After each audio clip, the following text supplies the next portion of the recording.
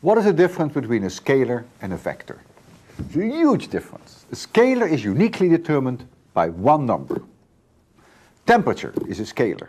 One number is all it takes. Mass, your weight, that's a scalar.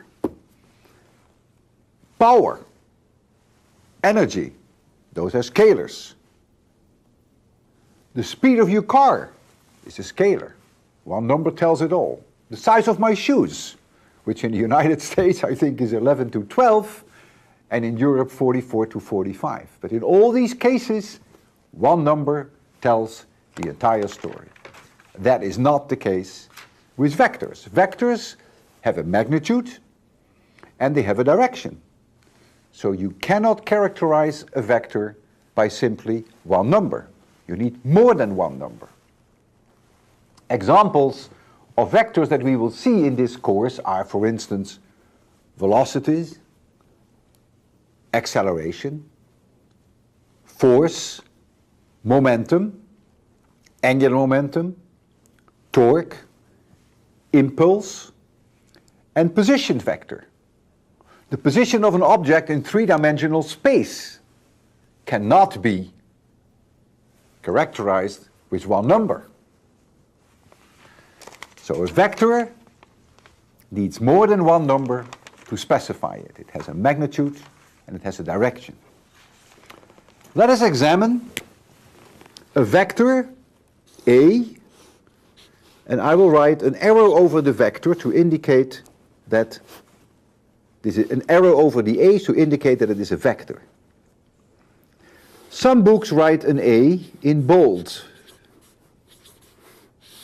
which then means it's a vector. I will not do that because I can't write bold, so I will always use the notation A with a arrow over it.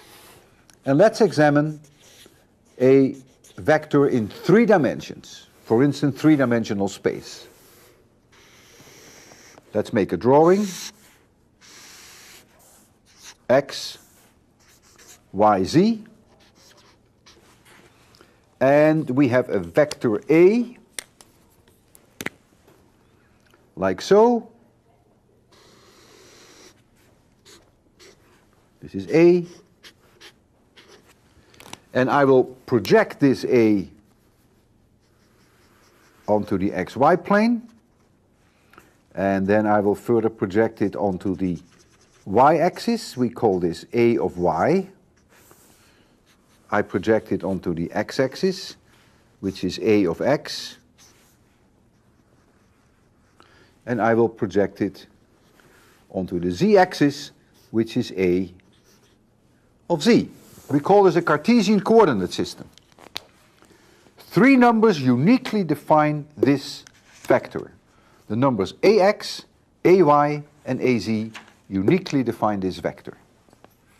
And the vector notation that you may see in certain books are as follows. A, or some books write you an A in bold, and then they may simply give you these three components, A of X, A of Y, and A of Z. I will not do that. I prefer a different notation.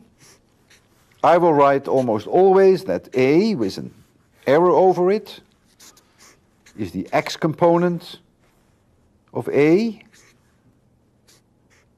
in the direction of X. This is the unit vector in the plus X direction, plus A of Y, unit vector in the Y direction, plus A of Z, unit vector in the Z direction. So what I have here, I have literally written down this vector A in terms of the sum of three vectors. X roof is the unit vector in the X direction, Y roof is the unit vector in the Y direction, and Z roof is the unit vector in the plus Z direction. And so this is a vector in the X direction. Of course, if A of X is negative, then it would be in the negative X direction. And this is a vector in the Y direction, and this is a vector in the Z direction, and the sum of these three vectors make up A. Some books prefer, instead of the X roof, I roof for X, J roof for Y, and K roof for Z. I will not use that, but you will see it very often, and some books may even prefer a bold I, a bold J, and a bold K. So you will see all kinds of possibilities. This is the one that I will prefer. What now is the length of this vector, which we often refer to as the magnitude of that vector? For that we have various notations. Some books simply write an A, not in bold. Some books write the vector notation with 2 bars on either side, indicating it is the magnitude of that vector. And some books simply write an A with 2 bars on either side. I may use either one of these 3 as it suits me. In any case, the magnitude of that vector, call it the length of that vector, equals the square root of ax squared plus ay squared plus az squared. This itself, by the way, is a scalar. It's just one number. I'll give you an example. Let's have a velocity vector. And the velocity vector is given by 3 x roof plus 2 y roof minus 4 z roof.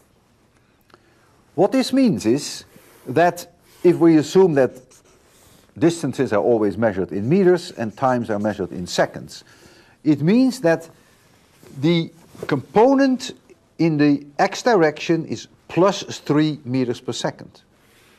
The component of the velocity in the y direction is also plus, and it is in this case plus 2. The component of the velocity in the z direction is 4 meters per second, but it is in the minus z direction.